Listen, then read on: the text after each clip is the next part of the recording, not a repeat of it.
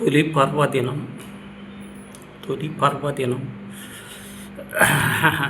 కాలపురుషుడైన మహావిష్ణువు దక్షిణాయనమున ప్రారంభమై ఆషాఢ శుద్ధ ఏకాదశి నుంచి కార్తీక శుద్ధ ఏకాదశి వరకు యోగ నిద్రలో ఉంటాడు. ఈ ప్రారంభ దినాన్ని తొలి ఏకాదశి, శయన ఏకాదశి, దేవశయ ఏకాదశిగా పిలుస్తారు. తొలి ఏకాదశి ప్రాశస్యాన్ని పద్మపురాణం వివరిస్తుంది.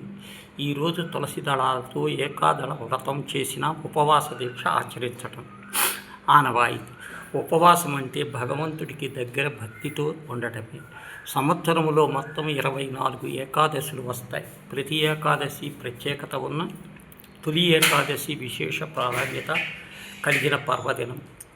సర్వాంతర్యామి అయిన శ్రీహరి యోగ నిద్రలో ఉండే ఈ 4 నెలల్లో మహాశివుడు లోకపాలన చేస్తాడని, హరి నిద్రిస్తే హరుడు మేల్కొంటారని భక్తులు నమ్ముతారు. ఈ కాలం ధ్యానం, మౌనం, ఉపవాసం, వ్రతాలు, పితృకార్యాలు చేస్తారు. వర్ష ఋతువు కావటం వలన చతుర్మాన దీక్షలో ఉన్న భక్తులు 4 నెలలు ఎక్కడికి ప్రయాణం చేయగలరు. సాత్విక ఆలోచనలు గడుపుతూ సాత్విక ఆహారం స్వీకరిస్తాడు. పరమశివుడికి అత్యంత ప్రీతికరమైన కాలం కాబట్టి శ్రావణమాస వ్రతాలు, కార్తీక దీక్షలు ఆచరిస్తారు. శాస్త్రీయంగా చూస్తే జూలై నెల నుంచి సూర్యుడు భూమధ్య రేఖ ప్రదక్షిణముగా ప్రయాణం చేస్తాడు. ఆదిదేవతల రాత్రి కాలం అంటారు. ఉత్తరాయణ వారికి పగటి కాలం. తొలి ఏకాదశిని గురించి పౌరాణిక గాథలు ఎన్నో ప్రాచుర్యంలో ఉన్నాయి.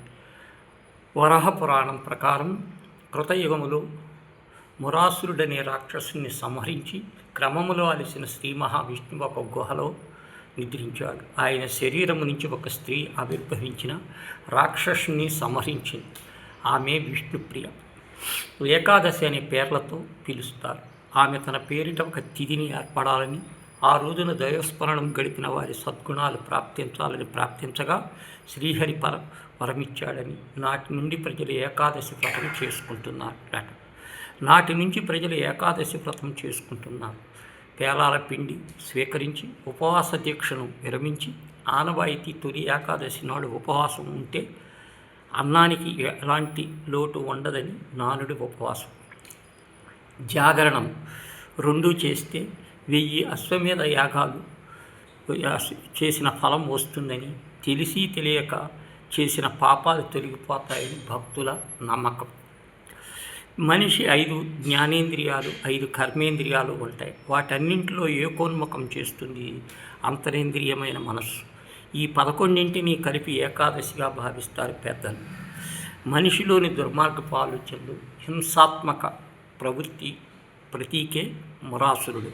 ఉపవాస దీక్షతో ఏకాదశిని మనలోని ఆహ్వానించటం ద్వారా చెడును జయించాలి. చతుర్మాసం, పాడి పంటలు, సోబిల్లి, తొలికాలం కూడా అందరికీ మంచి జరగాలని కాంక్షిస్తూ చేసుకునే మొదటి పండుగే ఈ తొలి ఏకాదశి.